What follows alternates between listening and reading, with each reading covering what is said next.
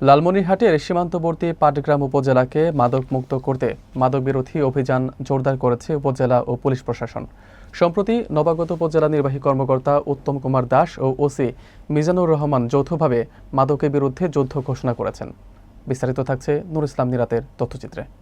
মাদক সেবন ও বিক্রির অভিযোগে চলমান ভ্রাম্যমাণ আদালতের মাধ্যমে একাধিক ব্যক্তিকে বিভিন্ন মেয়াদে সাজা দেওয়া হয়েছে। প্রশাসনের পক্ষ থেকে জানানো হয়, সীমান্তবর্তী হওয়ায় রাতে বিজিবির নজর এড়িয়ে অভিনব কৌশলে ফেন্সিডিল, ইয়াবাসহ নানা মাদকদ্রব্য দেশের ভিতরে প্রবেশ করছে এবং তা স্থানীয়ভাবে বেচাকেনা চলছে। এই প্রেক্ষাপটে উপজেলা প্রশাসন, পুলিশ বিভাগ ও সচেতন মহল মিলে ঐক্যবদ্ধভাবে মাদকের বিরুদ্ধে কাজ করার প্রতিশ্রুতি ব্যক্ত করেছেন। রাজনৈতিক দল ও সমাজসেবীরা প্রশাসনের এই উদ্যোগকে স্বাগত জানিয়ে সর্বাত্মক সহযোগিতার আশ্বাস দিয়েছেন। প্রশাসনের পক্ষ থেকে জানানো হয়, পাটগ্রাম পুরোপুরি মাদকমুক্ত না হওয়া পর্যন্ত এই ধরনের অভিযান অব্যাহত থাকবে। অভিযান চালাচ্ছে, সত্যি এটা প্রশংসনীয়। আমি আমাদের অবস্থান থেকে মাদক যেন নির্মূল হয় এ ব্যাপারে আমাদের দলীয়ভাবে সিদ্ধান্ত আছে, জিরো টলারেন্স। কাজের অবস্থান থেকে মাদক নির্মূলে যা সহযোগিতা দরকার, যখন প্রয়োজন আমরা আমাদের অবস্থান থেকে সহযোগিতা করব। মাদকের প্রতি জিরো টলারেন্স যে নীতি কার্যকরের জন্য প্রয়াস চালানো হচ্ছে, আমরা সেই প্রয়াসকে সর্বাত্মক সমর্থন জানাই এবং সহযোগিতা করি। মাদকের কারণে একটা পরিবার, একটা সমাজ এবং একটা রাষ্ট্র ধ্বংস হয়।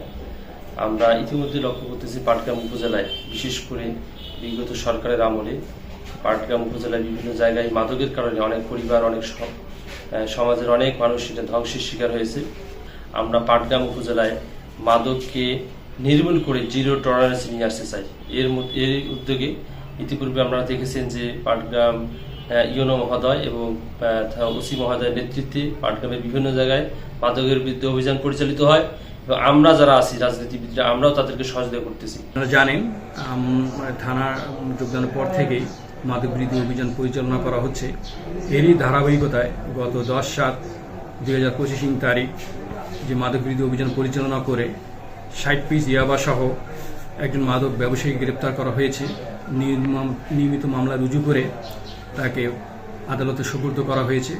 পাশাপাশি উক্ত 10/7/2025 তারিখে আরও একটি অভিযান পরিচালনা করে 2 মাদক ব্যবসায়ী মামুন এবং রশিদুল ইসলামকে গ্রেপ্তার করা হয়েছে এবং মোবাইল কোর্টের মাধ্যমে তাদের 3 মাসের সাজা হয়েছে, তাদেরকে জেল হাজতে প্রেরণ করা হয়েছে।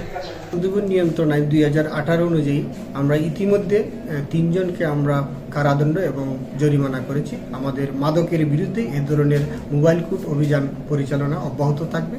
আমরা ভবিষ্যতে পুলিশ, বিজিবি, আনসার সদস্য সমন্বয়ে আমরা মাদক বিরোধী টাস্কফোর্স অভিযান পরিচালনা করব।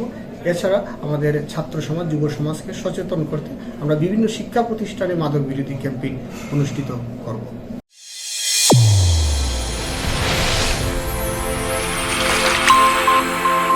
চ্যানেল A1 হৃদয় রেসপন্স।